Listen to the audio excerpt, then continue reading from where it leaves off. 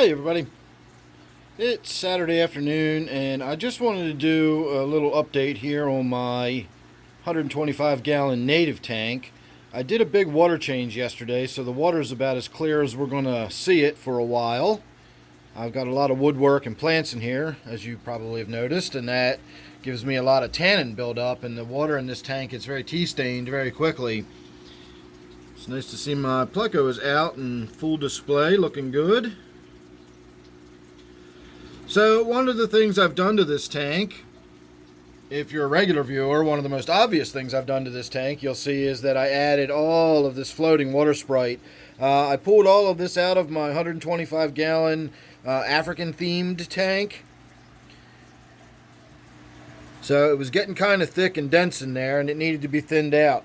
I do have a power head up near the surface here, and the only reason I have that there is to create those ripples, which in turn gives me that sort of twinkly twilighty effect, or that sparkling sunshine effect. In fact, it used to on the old LEDs I had on here. This is a higher quality LED, and for whatever reason you don't get nearly as much of that sort of flicker and twinkle. You saw a little bit of it on that fish there as it was sitting back there in the light. That's the only problem with this, is that the lights are in the rear part of the tank. If I brought them up into the fore, we'd get a much better look at how pretty and colorful these fish are. In fact, I might actually do that, and then we can leave this end of the tank. I just won't be able to open it up and feed it without moving the lights out of the way or whatever. But maybe on this end of the tank we'll move the lights so they're a little more in the foreground here, and we can see a little more of the color of these fish.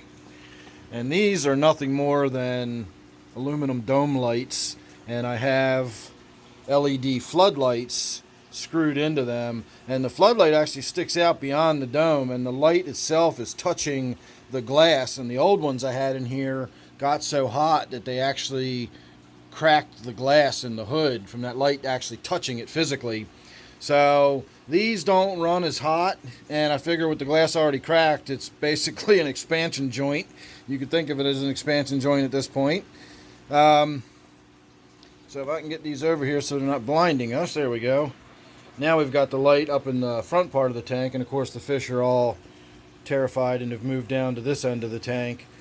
So the main thing I've noticed since putting all of these plants in the tank is how much more outgoing and relaxed these fish seem. It's really made a big impact. Instead of sitting down in a tight school, they used to all just sort of congregate sort of underneath of this piece of wood, and that was kind of their safe area. And now that this vegetation's in here, not only do they swim around the tank more freely, they swim up into and interact with the vegetation a lot more. As of even just a few days ago, I had a lot more in the way of like flowing roots and sort of dangly bits, and they have been making short work of that. They've been munching away on it and eating it up.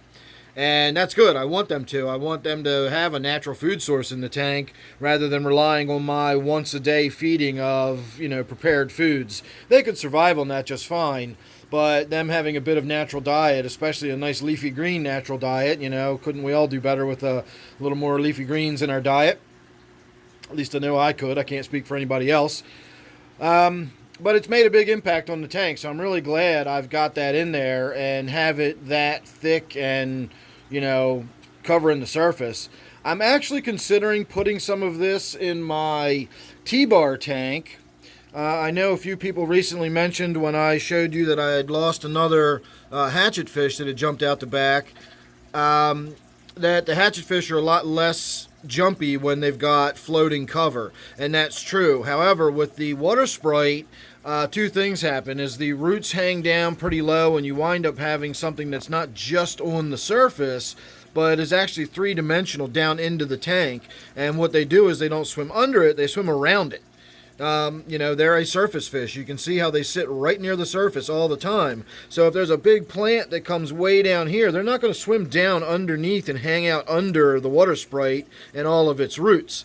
Now, if I put duckweed or something like that, maybe some water lettuce in there that really floats very superficially, then they would swim around underneath of that. I'm sure if I put something like, literally, you can put a piece of floating styrofoam or something on the tank. They don't know what it is. All they see is a shadow up above, and it's a dark area to hide underneath. And of course, you can't see it because it's, in a situation like this, it's floating on the surface, so you never see the little piece of styrofoam or whatever you've got floating in there. And so something as simple as that can serve that purpose. However, in this tank, of course, I've already got all of this Anubias going on down here, and if I'm putting floating anything in there, I'm competing not only with space, but I'm competing with light. And so I don't really want to have anything floating in here. These hatchet fish are fine. I've got a tiny little gap in the back that maybe occasionally, once in a blue moon, one of them might get lost. I learned my lesson early on with having just a big open gap in the back. I figured, they'll be fine, and I found out pretty quickly that they're not. And as I showed you in that other video, I do have a very, very small gap in the back, and I guess that's where the one managed to get out. And now that I'm standing here, doing a little bit of an update, I just noticed out of the corner of my eye, it looks like I've got a dying Cory down there. I'm not sure what's going on with that either. It's a better look at my Cichlid. You can see a little bit of her color on her tail there. You got to see those red markings when she's got her fins up like that. Really, really pretty fish. This is one of the cases where the fish, the female, is actually more attractive and more colorful than the male. The male doesn't get those kind of colors at all. And if she had a mate in there and she went into spawning colors, she would actually be even more vibrant. She would get a bright belly on her and become a very, very vibrant colored fish. So we'll see.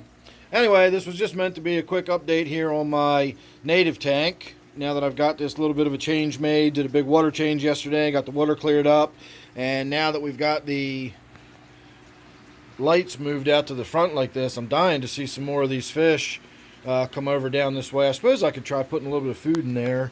That always brings everybody over. Let's see if I can do this one-handed. Oh, they all I got to do is show them the jar, and they're already starting to come over. So now I just got finished saying how I can't really feed here because I've got lights on the top. But let's see if I can do it anyway. Give me half a minute here.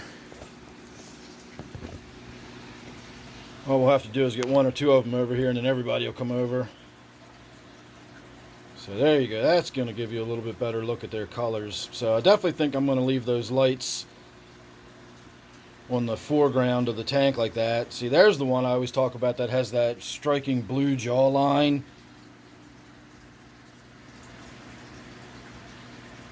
Look at that.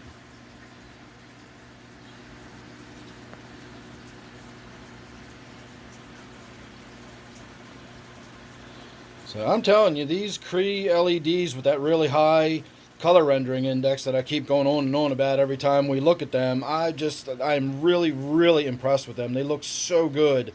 Or I should say they make everything else look so good. They really, really do a great job at showing you the true colors of things. So that's a investment that's well worth it if you really want to fully enjoy. If you've got really colorful fish and bright, vibrant colors and stuff, it's really worth spending the extra money to get these lights. I'm actually considering getting rid of the... that basically is just a shop light. It's an LED shop light, but it's just a shop light. If I were to get 3 or 4 more of these and just, spread them out across the top, it might be a little bit odd looking where you'd have sort of sections of light and then dark and light and dark. But man, when you get to the light sections, the light is absolutely fantastic. Loving it.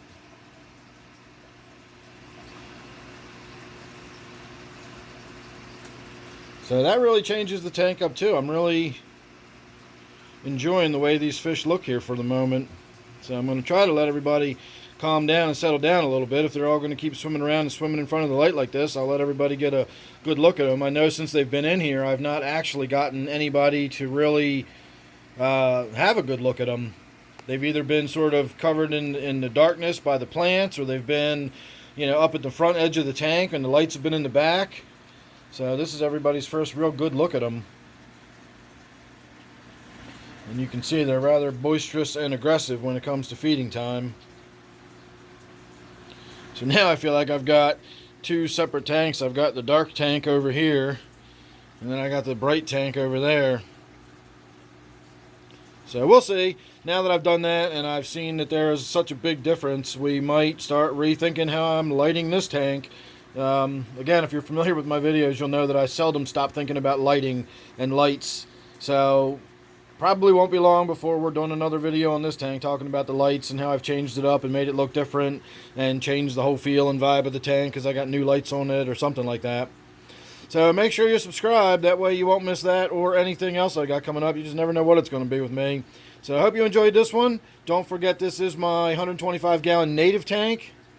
Thanks for watching. Hope you enjoyed, and I'll see you real soon in the next one.